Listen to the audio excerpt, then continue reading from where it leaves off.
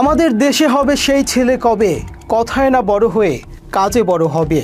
প্রিয় দর্শক, কবি কুসুম কুমারী দাশের মৃত্যুর প্রায় 100 বছর পর জন্ম হয়েছে কথার চেয়ে কাজে বড় হবার সেই স্বপ্ন বালকদের, যারা কথা শেখার আগেই কাজ শিখেছেন।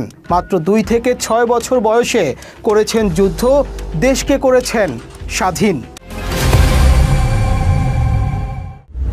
প্রিয় দর্শক, ক্রাইম এডিশনের আজকের অনুসন্ধানে কবির স্বপ্নের সোনার ছেলেদের সন্ধান জানাবো, যারা 1971 সালে অস্ত্র মাথায় নিয়ে যুদ্ধ করেছেন। সাথে আছি আমি মুনতাসির তাসরিফ।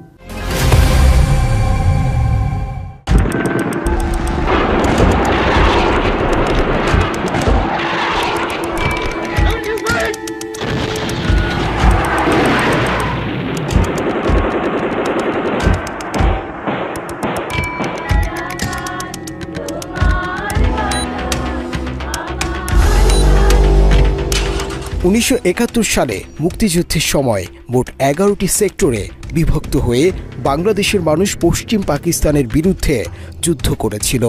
সেই যুদ্ধে 11 সেক্টরের বাইরে আরেকটি অঘোষিত সেক্টর ছিল, সেটার নাম কলকাতা সেক্টর। আওয়ামী লীগ নেতা শেখ মুজিব স্বেচ্ছায় পাকিস্তানের হাতে ধরা দেওয়ার পর আওয়ামী লীগের প্রথম সারির সব নেতা চলে গিয়েছিল ভারতে, যাদের কেউ মুক্তিযুদ্ধে অংশ নেয়নি। বিভিন্ন মুক্তিযোদ্ধারা তাদের আত্মজীবনীতে লিখেছেন আওয়ামী লীগের লোকজন ভারতে বসে আয়েশি জীবনযাপন করছেন। কারো কারো বিরুদ্ধে কলকাতার সোনাগাছিতে পতিতালয়ে নিয়মিত যাতায়াতেরও অভিযোগ রয়েছে। অথচ ভারতের কাছে পাকিস্তানের পরাজয়ের পর আওয়ামী লীগকে রাতারাতি ভারত থেকে এনে বাংলাদেশে ক্ষমতায় বসায়। স্বাধীনতা যুদ্ধ না করেও উড়ে এসে জুড়ে বসে মুক্তিযুদ্ধের বিজয় ছিনিয়ে নেয় আওয়ামী লীগের নেতারা। এরপর থেকে মুক্তিযুদ্ধের ইতিহাসকে নিজেদের প্রয়োজনে যেমন খুশি তেমনভাবে কাজে লাগিয়েছেন। মুক্তিযুদ্ধের ইতিহাস বিকৃত করেই 2024 সালের 5ই আগস্ট পর্যন্ত এদেশের মানুষকে শোষণ করেছে আওয়ামী লীগ। আওয়ামী লীগ পালিয়ে গেলেও তাদের রেখে যাওয়া ধ্বংসস্তূপ থেকে এখনও উঠে দাঁড়াতে পারেনি এই জাতি। আওয়ামী লীগ মানেই মুক্তিযুদ্ধ, আর মুক্তিযুদ্ধ মানেই আওয়ামী লীগ। এই সূত্র কাজে লাগিয়ে চালানো হয়েছে ব্যাপক লুটপাট। তৎকালীন মুক্তিযুদ্ধ বিষয়ক মন্ত্রী আকম মোজাম্মেল হক সংসদে বলেছিলেন, মুক্তিযুদ্ধের সময় যার বয়স 4 বছর ছিল তাকেও মুক্তিযোদ্ধা হিসেবে অন্তর্ভুক্ত করতে আদালত নির্দেশ দিয়েছে। শুধু তাই নয়, তাদের 23 বছরের এরিয়ার ভাতা দিতেও বলা হয়েছে। 4 বছরের শিশুকে কি করে মুক্তিযোদ্ধা বানাবেন, এমন প্রশ্নের অদ্ভুত যুক্তি ছিল আওয়ামী লীগের। এরকম যুক্তির ওপর ভিত্তি করেই 1,22,000 ভুয়া আওয়ামী লীগকে মুক্তিযোদ্ধা সনদ দিয়েছে আওয়ামী আমলের মুক্তিযুদ্ধ বিষয়ক মন্ত্রণালয়। জাতীয় মুক্তিযোদ্ধা কাউন্সিলের তথ্য বলছে, দেশে ভাতাপ্রাপ্ত মুক্তিযোদ্ধার সংখ্যা 2,08,050 জন। এর মধ্যে এই ভুয়া মুক্তিযোদ্ধা তথা অধুনা তালিকাভুক্ত প্রতারকদের পেছনে সরকারের বাৎসরিক ব্যয় 2400 কোটি টাকা। সরকারি চাকরিতে মুক্তিযোদ্ধা কোটায় নিয়োগপ্রাপ্তের সংখ্যা 89,235 জন। গেজেট বাতিল, মুক্তিযোদ্ধার বয়সসীমা নির্ধারণ সহ প্রায় 14 ক্যাটাগরিতে মোট মামলার সংখ্যা 2,719টি। এর মধ্যে 2,111 জন মুক্তিযোদ্ধার সনদ বাতিল করা হয়েছে, যাদের জন্মই হয়েছে মুক্তিযুদ্ধের পরে কিংবা 1971 সালে, যাদের বয়স ছিল 12 বছর 6 মাসের কম। 12 বছর 6 মাস বয়সকে 1971 সালে মুক্তিযোদ্ধার সর্বনিম্ন বয়স ধরে 2,111 জন মুক্তিযোদ্ধা সনদ আওয়ামী লীগ সরকার বাতিল করলেও অদৃশ্য কারণে মুজিবনগর সরকারের কর্মচারী কোটায় নিয়োগপ্রাপ্তদের সনদ বাতিল করা হয়নি, যাদের অনেকেই মুক্তিযুদ্ধের পরেও জন্ম নিয়েছে। প্রিয় দর্শক, 1966 থেকে 1969 সালের মধ্যে জন্ম নেয়া এসব বিস্ময় বালকরা 1971 সালের যুদ্ধে অংশ নিয়ে দেশ স্বাধীন করেছে। কিন্তু 2 থেকে 6 বছর বয়সে কিভাবে মুজিবনগর সরকারের হয়ে যুদ্ধ করলেন, সেটা জানতে টিম ক্রাইম এডিশন মুখোমুখি হয়েছিল এসব বিস্ময় বালকদের।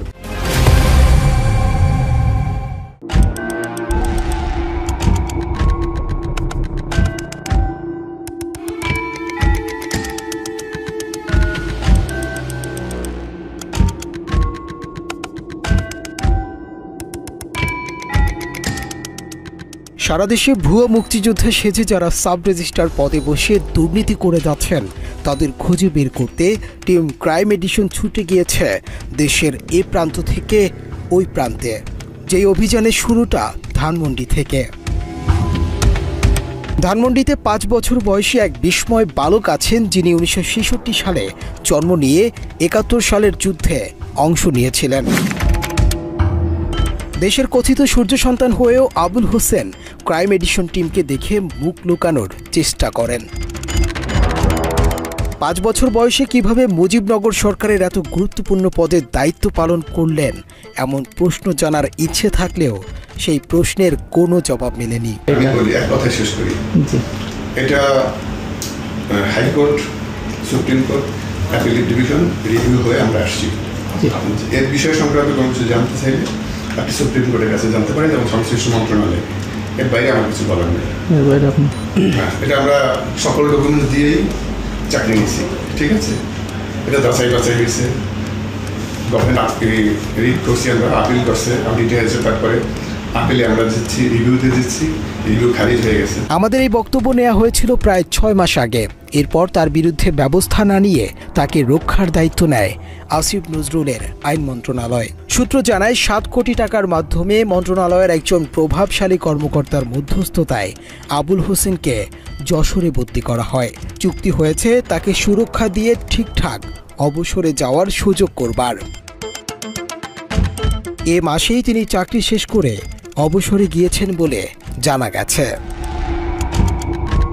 আবুল হোসেনের পর খোঁজ মেলে মোহাম্মদ মঞ্জুরুল ইসলাম নামে আরেক সাব রেজিস্ট্রারের, যার জন্ম 1966 সালের 16 জুন।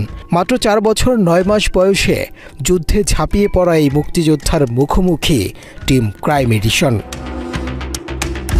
মঞ্জুরুল ইসলাম সেই ভাগ্যবানদের একজন যারা যুদ্ধ না করেও আওয়ামী লীগের দেয়া সার্টিফিকেটে মুক্তিযোদ্ধা হয়েছেন, যে কারণে অনুসন্ধানের সময় কোনোভাবেই ভুয়া এই মুক্তিযোদ্ধা আমাদের ক্যামেরার সামনে কথা বলতে রাজি হয়নি। আপনি তো মোহাম্মদ মঞ্জুরুল ইসলাম? জি। আপনি মুজিবনগর সরকারের কর্মচারী? জি। আপনার জন্ম তারিখ 16 জি। ছিল, আর একটু বয়স বেশি ছিল, কিন্তু ওই যে সবাই যখন সার্টিফিকেট সৃষ্টি করে তখন বয়স একটু কম বেশি দিয়ে করে।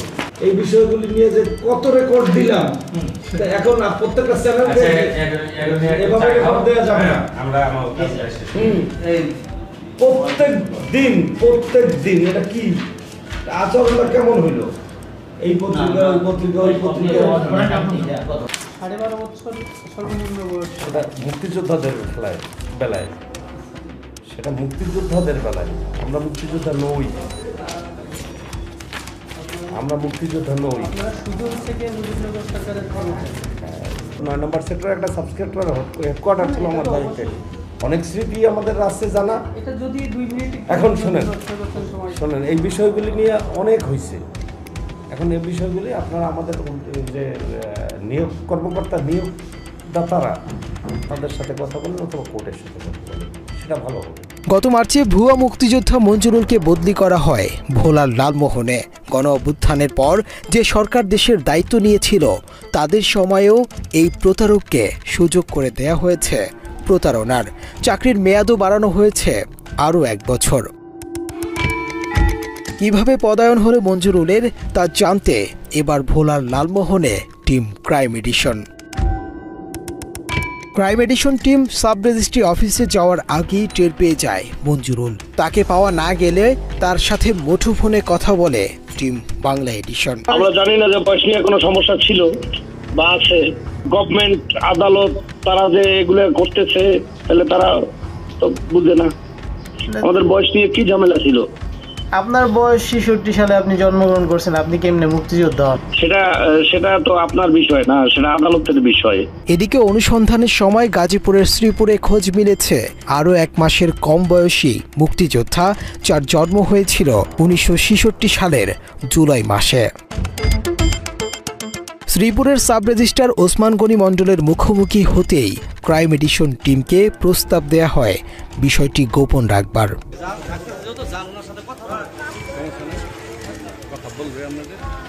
5 বছর বয়সে কিভাবে অফিসে চাকরি করলেন সেই প্রশ্নের উত্তর না দিয়ে ওসমান গনি নানাভাবে বিষয়টি ধামাচাপা দেয়ারই চেষ্টা চালিয়েছেন। ওই সময় এজলাসেই বসা ছিলেন ওসমান গনি। আমরা কথা বলতে চাইতেই এজলাস থেকে সরে যান তিনি। পরে চেষ্টা করেও তাকে আর পাওয়া যায়নি। বর্তমানে গাজীপুরেরই কাপাসিয়ায় তাকে বদলি করা হয়েছে সাব রেজিস্ট্রার পদে। টিম ক্রাইম এডিশনের পরের গন্তব্য একই জেলার কালিয়াকৈরে। কালিয়াকৈরের সাব রেজিস্ট্রার মোহাম্মদ নুরুল আমিন তালুকদার আগের দুজনের চেয়ে 2 বছরের সিনিয়র, অর্থাৎ তিনি 7 বছর বয়সে মুজিবনগর সরকারের কর্মচারী ছিলেন। সেই শিশু কর্মচারী কোটাতেই পাগিয়ে নিয়েছেন সাব রেজিস্ট্রারের লোভনীয় পদ। অনুসন্ধানের সময় তার অফিসে গেলেও তিনি ক্যামেরার সামনে কথা বলতে রাজি হননি। 7 বছর বয়সে কিভাবে তিনি মুক্তিযুদ্ধে ভূমিকা রেখেছেন তা জানতে চাইলে তিনি বরং মন্ত্রণালয়কে জিজ্ঞেস করতে বলেন। আমরা একটু ক্যামেরায় নিতে চাই না, ওই যে কোর্টের রায় নিলে ওই যে আপনি তো 7 বছর বয়সে যুদ্ধের একটা ভূমিকা রেখেছেন, ওই ভূমিকাটাই আমরা জানতে চাচ্ছি যে ওই সময় আপনার ওই বিবরণ মন্ত্রণালয় তো একটা গেজেট দিয়েছে যেখানে বলা হয়েছে 1971 সালের নভেম্বর মাস পর্যন্ত 12.5 বছর বয়স হওয়া লাগবে, কিন্তু আপনার এটা তো এক পর্যায়ে অফিস সহকারীকে দিয়ে বাংলা এডিশনকে ম্যানেজ করার চেষ্টাও করেন ওই কর্মকর্তা। এভাবেই ম্যানেজ করে দুদক, আইন মন্ত্রণালয়, সাংবাদিক সবাইকে নিজের পকেটে রেখেছেন। নুরুল আমিন তালুকদার ও তার স্ত্রী মেয়ের নামে স্থবর অস্থাবর সম্পত্তি সহ বিভিন্ন ব্যাংকে জমা প্রায় 11.5 কোটি টাকা জব্দ করেছিল দুর্নীতি দমন কমিশন, কিন্তু তাতেও নুরুল আমিনের একটা লোভও ছেড়া যায়নি। বর্তমানে অবসরে গিয়েছেন এই ভুয়া মুক্তিযোদ্ধা। টঙ্গীতে আরেক শিশু মুক্তিযোদ্ধা আবু হেনা মোস্তফা কামাল এখনও ইশারাতে কথা বলেন। বোল ফোটার আগেই শিশুকালে যেভাবে মুজিবনগর সরকারের অফিস সামলেছেন, ঠিক একইভাবে কথা না বলেই সারছেন গুরুত্বপূর্ণ কাজ। আপনি এটা একটু নিশ্চিত করেন। আমি এই ব্যক্তি আমি। ওসমান গনি, মঞ্জুরুল আলমরা ছাড়াও দেশের বিভিন্ন স্থানে ছড়িয়ে ছিটিয়ে আছেন আরও কিছু শিশু মুক্তিযোদ্ধা, যাদের একজন রংপুরের পীরগাছার রামজীবন কুণ্ডু, যিনি 2 মাস আগেই অবসরে গেছেন।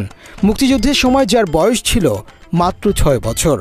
একাধিকবার রামজীবনের অপকর্ম নিয়ে সংবাদ প্রকাশ হলেও টাকার বিনিময়ে গত ফেব্রুয়ারিতে তার বদলি হয় রংপুরে। জাতীয় নাগরিক পার্টির মুখ্য সমন্বয়ক সার্জিস আলম রামজীবনের অপরাধের ফিরিস্তি তুলে ধরেন নিজের ফেসবুকের দীর্ঘ এক পোস্টে। অবৈধ পন্থায় সাব রেজিস্ট্রার হওয়া, ভারতে বাড়ি গাড়ি করা, আওয়ামী লীগের রাজনীতির সাথে জড়িত থাকার বেশ কিছু প্রমাণও তুলে ধরেন সার্জিস। বিষয়টি নিয়ে জানতে রামজীবনকে কল করলে তড়িগড়ি করে কল কেটে দেন তিনি। ওই 2 বছর মানে 2 মাস মানে 2 বছর আসছে ভাই। 2 মাস ভালো থাকবেন ভাই, আমার এক ভাতিজা মারা গেছে, ঝামেলা আছে, পরে কথা বলা যাবে ভাইয়া। এদিকে পটুয়াখালীতেও মুজিবনগর কোটায় 2 জন সাব রেজিস্ট্রার রয়েছেন, যাদের একজন মোহাম্মদ ফারুক, যুদ্ধের সময় যার বয়স ছিল মাত্র 3 বছর, এবং আরেকজন নজরুল ইসলাম, যার বয়স ছিল মাত্র 4 বছর। তাদের কাউকেই পটুয়াখালী সাব রেজিস্ট্রি অফিসে গিয়ে পাওয়া যায়নি। এদিকে কুষ্টিয়ায় মাফিয়াতন্ত্র গড়ে তুলেছেন শিশু মুক্তিযোদ্ধা কোটায় নিয়োগ পাওয়া সাব রেজিস্ট্রার বুরহান উদ্দিন সরকার। মুক্তিযুদ্ধ চলাকালীন সময়ে তার বয়স ছিল মাত্র 6 বছর। 2009 সালে কোনো ধরনের নিয়োগ প্রক্রিয়া ছাড়াই 43 বছর বয়সে ঢুকে পড়েন সরকারের গুরুত্বপূর্ণ এই পদটিতে। দৌলতপুরে স্থানীয় রাজনৈতিক কিছু নেতাদের যোগসাজশে দুর্নীতির সাম্রাজ্য গড়ে তুলেছেন জালিয়াতি করে চাকরিতে ঢোকা এই কর্মকর্তা। কুষ্টিয়ার দৌলতপুরের সাব রেজিস্ট্রারের অফিসে গেলেও বুরহানকে পায়নি টিম বাংলা এডিশন। একাধিকবার কল করেও তাকে পাওয়া যায়নি। ফরিদপুর সদরের সাব রেজিস্ট্রার মিনতি দাসের জন্ম 1966 সালে। তিনিও প্রতারণা করেই সাব রেজিস্ট্রার পদে চাকরি করছেন 2009 সাল থেকে। এদিকে 5 মাস আগে অবসরে গেছেন শরীয়তপুর সদরের সাব রেজিস্ট্রার ওমর ফারুক। তার জন্ম 1965 সালে কিন্তু চাকরি নিয়েছেন মুজিবনগর কর্মচারী কোটায়। গোপালগঞ্জের কাশিয়ানীতে 1965 সালে জন্ম নেয়া আরেক শিশু মুক্তিযোদ্ধার সাব রেজিস্ট্রার হিসেবে চাকরি নেয়ার মেয়াদ শেষ হয়েছে কদিন আগেই। চট্টগ্রামের রাউজানের আবু তাহের মোহাম্মদ মোস্তফাও হেঁটেছেন একই পথে। নোয়াখালীর চাটখালীতে এখনও বহাল আছেন আবুল বাশার, যার জন্ম 1965 সালে, অথচ মুজিবনগর কোটায় হয়েছেন সাব রেজিস্ট্রার। এদিকে নওগাঁর নিয়ামতপুরে ব্যাপক অনিয়মের পর 2 মাস আগেই অবসরে গেছেন মুজিবনগর কর্মচারী কোটায় চাকরি পাওয়া মুক্তিয়ারা খাতুন। প্রিয় দর্শক, যোদ্ধা নিজেই জানেন না তিনি কিভাবে মুক্তিযোদ্ধা হলেন, তারপরেও দিব্যি ভুয়া সার্টিফিকেট দিয়ে চাকরি করে যাচ্ছেন। এবার চলুন দেখা যাক আওয়ামী লীগ কীভাবে নতুন নতুন মুক্তিযোদ্ধা পয়দা করবার মেশিন নিয়ে বসেছিল।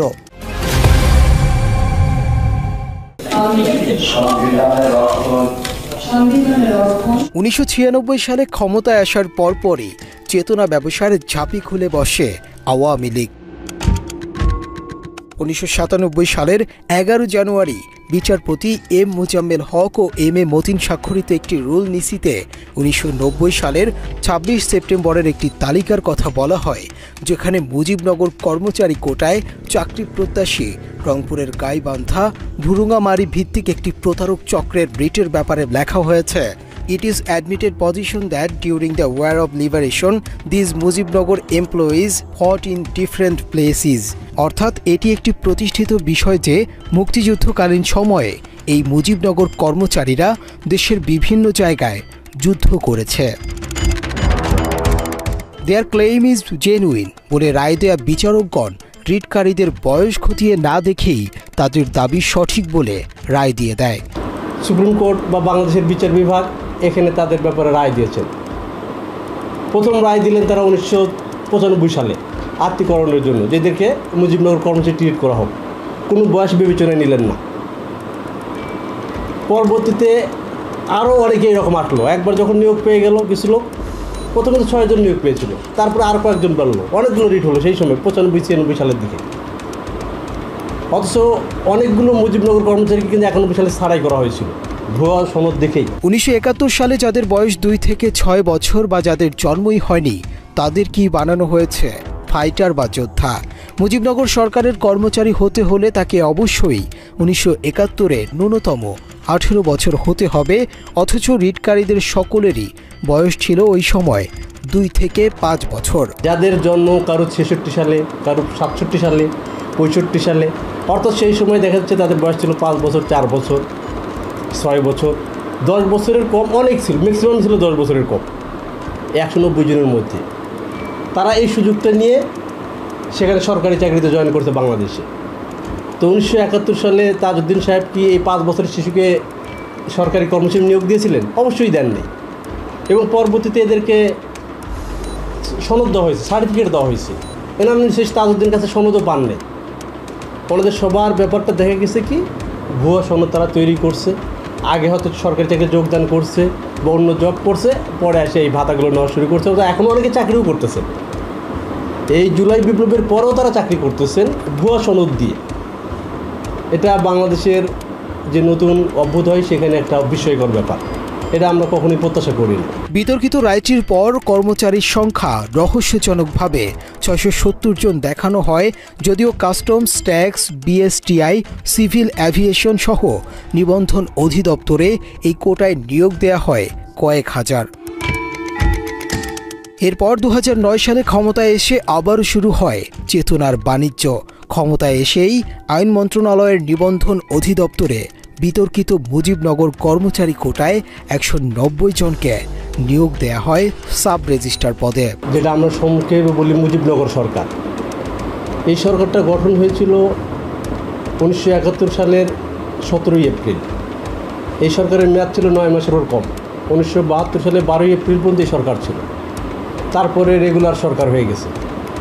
এই সময়ে যে কর্মকর্তা কর্মচারীগুলো নিয়োগ হয়েছিল, তাজউদ্দিন আহমেদ সাহেব যখন প্রধানমন্ত্রী ছিলেন, তাজউদ্দিন আহমেদ যাদেরকে নিয়োগ দিয়েছিলেন মুজিবনগর সরকারের কর্মকর্তা কর্মচারী হিসেবে, তার বাইরেও পরবর্তীতে দেখা যাচ্ছে অনেক ভুয়াভাবে ঢুকে গেছে।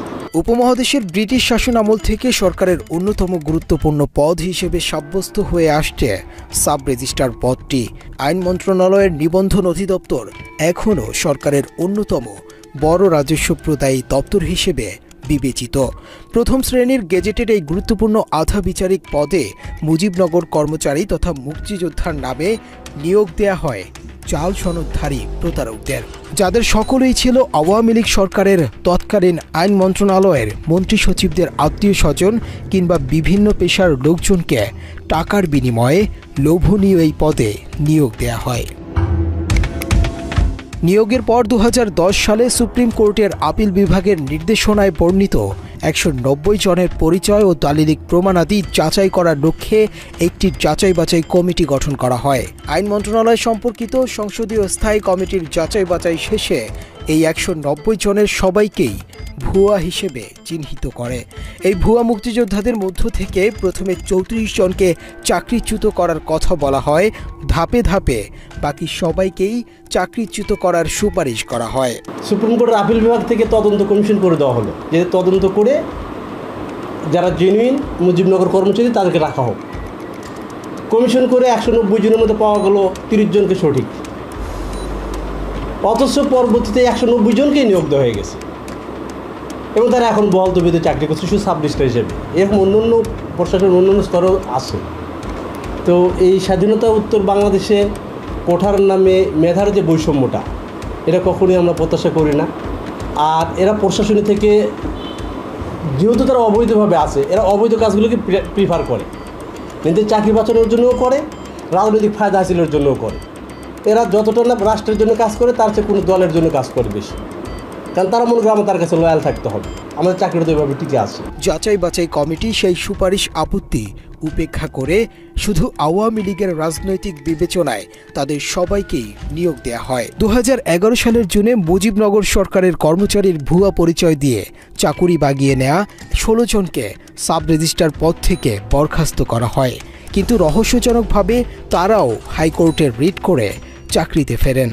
সেই রিপোর্টটা তো সরকার মানে নেই। সুপ্রিম কোর্ট তদন্ত করতে বললো এবং তখন আইন সচিব ছিলেন হাবিবুল আওয়াল, উনি তদন্ত কমিশন করে ওনার রিপোর্টে আসলো 30 জনকে জেনুইন পাইলেন, বাকিগুলোকে বলুন তারা প্রপার না। তাহলে তাকে কীভাবে নিয়োগ দেয়? কোর্টের অর্ডারকে ভায়োলেট করে তারা আবার সরকার সেগুলোকে নিয়োগ দিল। এখানে কোর্টের অর্ডারকে পুরোপুরি ইগনোর করা হলো। আর একটা ব্যাপার হলো যে 2002 সালে যে জামুকা আইন যেটা বলি, জাতীয় মুক্তিযুদ্ধ কাউন্সিল আইন, এবং এটা 2022 সালে নতুন করে লেখা হয়েছে আইনটা।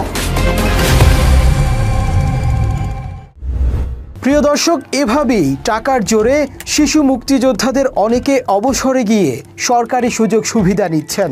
মাত্র কয়েক বছর চাকরি করে এক একজন ফুলে ফেপে কলা গাছ বনে গেছেন।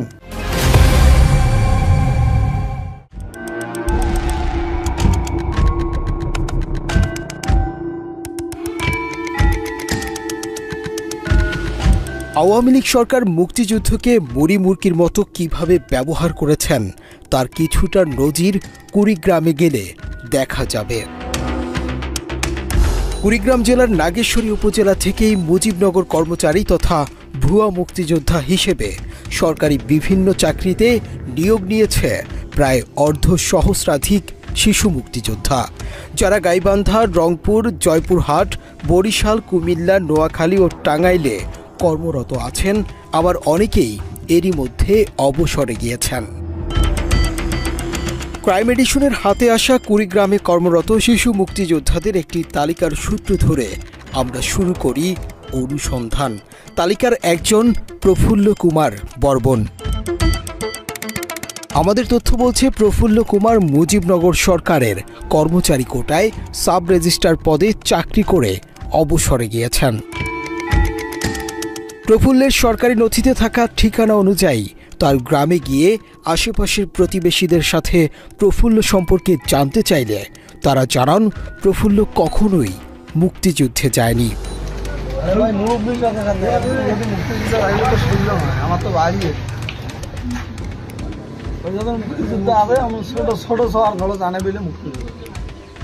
সে কি মুক্তিযুদ্ধ ছিল না?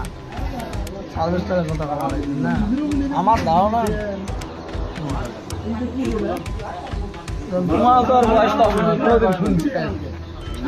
না শুনলে ওটা কি হবে? তারপর একজনকার থাকতেও পারো না, করে নিবেরও পায় এটা উমরা করে নিবে উমরা স্টাইলও না মানে উনি যদি মুক্তিযুদ্ধে আসলে হইতো তাহলে তো এলাকায় হচ্ছে গল্প টল্প হইতো যে এরকম উমরা করে নিবে ভাই কইরা না চাকরি নিছে। যুদ্ধে না গিয়েও প্রফুল্ল কুমারের অলৌকিক মুক্তিযোদ্ধা সার্টিফিকেটের মতো অলৌকিকভাবে রাতারাতি অডেল সম্পত্তির মালিক হয়েছেন কথিত শিশু মুক্তিযোদ্ধা প্রফুল্ল কুমার বর্মন। বেসরকারি স্কুলের সহকারী শিক্ষক থেকে হঠাৎ করে ভুয়া সার্টিফিকেটের মাধ্যমে সাব রেজিস্ট্রার হয়েই বনে গিয়েছে কোটিপতি। গ্রামে ঢুকলে চোখে পড়ার মতো আলিশান বাড়িটির মালিক প্রফুল্ল। গ্রামে বিঘার পর বিঘা জমিরও মালিক হয়েছেন, সেই সাথে ব্যাংকে জমিয়েছেন টাকার খনি। প্রফুল্ল আসলেই মুক্তিযোদ্ধা ছিলেন কিনা তার আগে প্রশ্ন ছিল বিশাল এই সম্পত্তির মালিক কিভাবে হলেন। এই বাড়িটা আমি মূলত কোন স্কুল চাকরি না পরবর্তী? না না, পরবর্তীতে স্কুল চাকরি হতে অনেক আগে, পরবর্তীতে যে আমি যখন স্কুলে চাকরি করি তখন আমার যেটা সত্য কথা সেটা হলো হাফ বিল্ডিং বাড়ি ঘর ছিল। এটা আমি চাকরি শেষের দিকে এগুলাকে একটু পুরানা ঘরটা এগুলো ভেঙে দিচ্ছি, কয়েকটি ভেঙে দিয়ে আমি এই এতটুকু স্থাপন করি অবস্থান। সম্পত্তির হিসেব দিতে না পারলেও কিভাবে মুক্তিযোদ্ধা হয়েছেন তার উত্তর গড়গড় করে দিয়েছেন। তখন তো আমাদের বয়স হলো 9 বছর। ক্যামিন ফার্মার হিসেবে, তথ্য সরবরাহকারী হিসেবে আমরা যুদ্ধে তথ্য সরবরাহ করি, এলাকায় কোথায় বিহারিরা অবস্থান করে এই তথ্যগুলো আমরা ক্যাম্পে সরবরাহ করি। করার পরে আমাদের যিনি এই কমান্ডারের দায়িত্বে ছিল উনি আমাদেরকে একটা করে সার্টিফিকেট দেন, মুজিবনগর হিসেবে একটা করে সার্টিফিকেট, ক্যামিন ফার্মার সার্টিফিকেট দেন। এই সার্টিফিকেটের পরিপ্রেক্ষিতে আমরা চাকরির জন্য পুনর্নিয়োগের জন্য আবেদন করলে আমরা তখন গভর্নমেন্ট বলে যে এগুলো কোর্টে হয়ে যাচাই বাছাই আসতে হবে। তখন আমরা এগুলো কোর্টের আশ্রয় নিই। কোর্ট আমাদের দীর্ঘদিন কভার করার পরে আমাদের পক্ষে রায় হওয়ার পরে আমাদের নিয়োগপত্র দেওয়া হয়। নিয়োগপত্রের ফলে আমরা 2009 সালে ট্রেনে যোগদান করি। বক্তব্যের এতটুকু শুনে বিশ্বাস করলে প্রফুল্লকে মুক্তিযোদ্ধা না বলে উপায় নেই, কিন্তু টিম ক্রাইম এডিশনের কাছে সুনির্দিষ্ট তথ্য ছিল প্রফুল্ল একজন ভুয়া মুক্তিযোদ্ধা। প্রফুল্ল ভুয়া নাকি আসল মুক্তিযোদ্ধা সেটা জানতে আমরা কুড়িগ্রামের তালিকাভুক্ত একজন মুক্তিযোদ্ধার শরণাপন্ন হই। সরকারি তালিকা অনুযায়ী এলাকায় মোট 19 জন মুক্তিযোদ্ধার কোথাও প্রফুল্লের নাম নেই। প্রফুল্ল উনি কোথায় যুদ্ধ করেছে সেটা আমি বলতে পারবো না। উনি তাহলে সার্ভিসটা কিভাবে হলো, এই সার্টিফিকেট ব্যবহার করে? সেটা উনি জানে, আমার তালিকা নেই। যদি আমার এখানে লিস্ট থাকতো তাহলে আপনাকে দেখে দিতাম যে আমার নাম আছে, এই যে আপনারা আমার এই যে তালিকায় নাম আছে, এই যে এটা ফটোকপি করে নিতে পারেন। সেটা সত্য কথা জানি, এটা হাই লেভেল থেকে লোক পাঠাইছে। তারা আসি বলছে তোমরা এত টাকা দিবেন, তোমাদের মুক্তিযোদ্ধা বানিয়ে দেবো। এখন তারা ধরাও পড়ছে, বলে খুব কম সংখ্যক হচ্ছে, ঘুষ দিয়ে পাশায় অনেক নিয়েছে, অনেক যাচাই বাছাই হয়েছে। কিন্তু যাচাই বাছাইয়ের পর আজ পর্যন্ত আমাকে অ্যালাউ করতে পারে নাই। আওয়ামী লীগ সরকারের দোকান থেকে টাকা দিয়ে কেনা আরেক ভুয়া শিশু মুক্তিযোদ্ধা খলিল 2 বছর বয়সে মুজিবনগর সরকারের হয়ে যুদ্ধ করে তিনিও সাব রেজিস্ট্রার পদে চাকরি থেকে অবসরে গেছেন।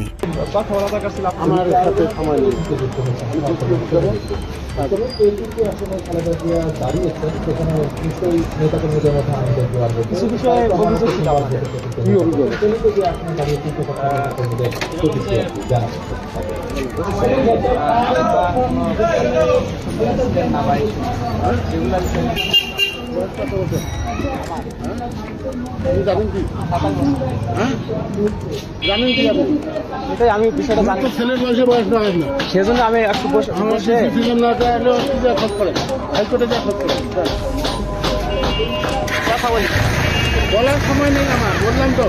কুড়িগ্রামে যেন ঘরে ঘরে ভুয়া মুক্তিযোদ্ধা কোটার সাব রেজিস্ট্রার। কোথাও এক পরিবারের 5 জন একসাথে ঢুকেছেন ভুয়া মুক্তিযোদ্ধা তথা মুজিবনগর কর্মচারী সেজে, আবার কোথাও জাল সনদ দিয়ে। এরকম ভুয়া সনদে চাকরি নেওয়া বেশ কয়েকজনের নাম পরিচয় মিলেছে আমাদের অনুসন্ধানে।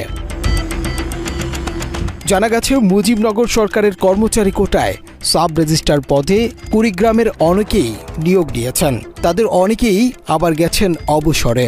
আমাদের হাতে আসা এক তালিকায় দেখা যায় সাব রেজিস্ট্রার পদে চাকরি নেয়া রবিউল ইসলাম, যার জন্ম 1962 সালে, আবু তালেব সরকারের জন্ম 1964 সালে, এচাহাক আলী মণ্ডলের জন্ম 1962 সালে, শফিকুল ইসলামের জন্ম 1965 সালে আর রজব আলীর জন্ম 1962 সালে। আরও রয়েছেন আব্দুল মতিন, আনম বজলুর রহমান মণ্ডল, সোহরাব হোসেন সরকার, ওসমান গনি মণ্ডল, রামজীবন কুন্ডু, আফসার আলী, রবিউল আলম, আশরাফ আলী, নজরুল ইসলাম, আবু বক্কর সিদ্দিক, রফিকুল ইসলাম, দেলোয়ার হোসেন খন্দকার ও ইসমাইল হোসেন, যাদের সবার জন্ম 1962 থেকে 1965 সালের মধ্যে। দর্শক, আওয়ামী লীগ সরকারের বানানো ভুয়া মুক্তিযোদ্ধাদের বিরুদ্ধে ব্যবস্থা নিতে বর্তমান সরকার 15 মাস সময় পেয়েছে, কিন্তু নিজেকে সৎ নিষ্ঠাবান দাবি করা আসিফ নজরুল 15 মাসেও কেন ভুয়া মুক্তিযোদ্ধাদের বিরুদ্ধে ব্যবস্থা নেয়নি, সেই প্রশ্ন জানতে টিম ক্রাইম এডিশন মুখোমুখি হয়েছিল আসিফ নজরুলের। সরকারের প্রধানমন্ত্রী পদের কর্তব্য। 2009 সালে আওয়ামী লীগ ক্ষমতায় আসার পর আইন মন্ত্রণালয়ের দায়িত্বে যে যখন এসেছেন সকলেই টাকার মাধ্যমে ম্যানেজ হয়ে এসব ভুয়া সনদে চাকরি নেওয়া সাব রেজিস্ট্রারদের সুরক্ষা দিয়েছেন। শফিক আহমেদ থেকে কামরুল ইসলাম সকলেই দুর্নীতি করে অরেল সম্পদের মালিক হয়েছেন, যার পূর্ণতা পেয়েছে আনিসুল হকের হাত ধরে। আনিসুল হক মন্ত্রী হবার পর নিবন্ধন অধিদপ্তরের ওপর নেমে আসে এক অমোচনীয় কলঙ্কের কালো মেঘ। দিনকে রাত, রাতকে দিন করেছে আনিসুল হক। মহান জুলাই বিপ্লবের পরে চোখের সামনে এসব ভুয়া মুক্তিযোদ্ধারা আইন মন্ত্রণালয়ের অধীনে চাকরিতে টিকে থাকবে, এটা কেউ কল্পনাও করতে পারেনি, কিন্তু বাস্তবে তাই ঘটেছে। শুধু চাকরিতেই রাখা হয়নি, আসিফ নজরুলের আমলে এসব ভুয়া মুক্তিযোদ্ধাদেরকে বসানো হয়েছে গুরুত্বপূর্ণ জায়গায়। এদিকে এমন প্রতারণার সুষ্ঠু তদন্ত দাবি করেছেন বীর মুক্তিযোদ্ধা মোহাম্মদ ইশতিয়াক আজিজ। আসিফ নজরুল সাহেব, আপনি আইনমন্ত্রীর দায়িত্ব নিয়েছেন, আপনার দায়িত্ব এটা শেষ করবার, এবং আপনি তা করেন নাই। আপনি এই এত বড় একটা বিডিআর ম্যাসাকারের আপনি কোনো আইনি পদক্ষেপ আপনি নেন নাই। আপনি এত সমস্ত অনিয়ম আপনার সামনে এসছে, আপনি সেগুলোর বিরুদ্ধে কোনো আপনি ডিউ প্রসেস অফ ল আপনি নেন নাই। একজন মুক্তিযোদ্ধা হিসেবে আমার কাছে লজ্জা লাগে যে মুক্তিযোদ্ধা হিসেবে এরা চাকরি করে গেল, যারা মুক্তিযোদ্ধা না, যাদের 71-এ বয়স ছিল 3, 4, 5, 6, তারা এখনও, আপনি যখন আইনমন্ত্রী, আপনি এখনও তাদেরকে বহাল রেখেছেন। আইন মন্ত্রণালয়ের কাছে এসব অভিযোগের বিষয়ে ব্যাখ্যা চাইতে গেলে যথারীতি আমাদের সাথে চোর পুলিশ খেলেছে আসিফ নজরুলের মন্ত্রণালয়ের কর্তা ব্যক্তিরা। প্রথমে আমরা আইন মন্ত্রণালয়ের নিবন্ধন অধিদপ্তরের মহাপরিদর্শক কাজী আব্দুল হান্নানের কাছে জানতে চেয়েছিলাম কত টাকার বিনিময়ে এসব ভুয়া মুক্তিযোদ্ধাদেরকে পেলে পুষে রাখা হচ্ছে, কিন্তু নিজেদের অপকর্ম নিয়ে কোনো কথা বলতে রাজি হয়নি আব্দুল হান্নান। সংবাদপত্রে বা কোনো চ্যানেলকে কোথাও আমরা কোনো সরকারি কর্মচারী কোনো বক্তব্য দিতে পারি না। মহাপরিদর্শকের কাছে জবাব না পেয়ে সহকারী মহাপরিদর্শক মোহাম্মদ আশরাফুজ্জামানের দ্বারস্থ হয় টিম ক্রাইম এডিশন, কিন্তু তিনিও ক্যামেরার সামনে কথা না বললেও স্বীকার করেছেন মন্ত্রণালয়ে সাব রেজিস্ট্রারদের বিষয়টি জানেন, তবে তাদের হাতে কিছু করার নেই। 11 জন লোক আসছে, বেশিরভাগই অবসরে চলে গেছে, এই বছর সবাই চলে যাবে। আমরাও বলি, আপনি যেভাবে বলছেন আমরাও কিন্তু হাসাহাসি তার মানে লজ্জার কথা, তখন প্রস্তাব কেমন করতে ওইটাও জানানো হচ্ছে মুক্তিযোদ্ধা ছিল। এ বিষয়ে জানতে আইন মন্ত্রণালয়ে ঘুরেও কারো বক্তব্য নেওয়া সম্ভব হয়নি। মন্ত্রণালয়ের যুগ্ম সচিব মাহমুদুল হাসানের সাথে কথা বললে তিনিও দায় চাপিয়ে দেন নিবন্ধন অধিদপ্তরের ওপর। স্বীকার করেন এসব ভুয়া মুজিবনগর কর্মচারীরা এখনও বহাল আছেন, তবে তারা খুব শীঘ্রই অবসরে যাবেন। অর্থাৎ ডাকাতদের ডাকাতি শেষ হয়ে গেলে আর কোনো সমস্যাই থাকবে না। আপনাকে সবচেয়ে ভালো তথ্য দিতে পারে আইজিএস স্যার। হ্যাঁ, ওনার কাছে সব তথ্যগুলো আছে, সব তথ্য ওনার কাছে, উনি যেহেতু কন্ট্রোলিং অফিসার, ওনার কাছে সব আছে ভাই। এগুলো তো মনে করেন যে এই 2009 সালে যারা এগুলো পেয়েছে, এগুলো তো শুধু মন্ত্রণালয় দেয়নি, এটা মনে করেন সুপ্রিম কোর্টের আপিল বিভাগ কর্তৃক, হাইকোর্ট কর্তৃক এবং মাননীয় প্রধানমন্ত্রীর দপ্তর থেকেই তো চিঠির মাধ্যমেই এগুলো পেয়েছেন। কাজে এগুলো ইনশাল্লাহ আপনি স্যারের অনুমতিতে স্যারের সাথে কথা বললে স্যার আপনাকে পরিষ্কার করতে পারবেন। আমাদের এখন আর মাত্র 13 জন এই মুজিবনগর সাব রেজিস্ট্রাররা চাকরিতে আছেন, মাত্র 13 জন। 2028 সালে একজন অবসরে যাবে, 27 সালে একজন অবসরে যাবে এবং 2026 সালে 11 জন চলে যাবে। অর্থাৎ 28 সালে ইনশাল্লাহ মুজিবনগর মানে এনারা চলে যাবেন। সবশেষ ক্রাইম এডিশন টিম মুখোমুখি হয়েছিল মন্ত্রণালয়ের সবচেয়ে প্রভাবশালী উপদেষ্টা আসিফ নজরুলের সাথে, কিন্তু তাকে ভুয়া সনদের মাধ্যমে সাব রেজিস্ট্রারদের চাকরির বিষয়টি তুলতেই দ্রুত ঘটনাস্থল ত্যাগ করেন।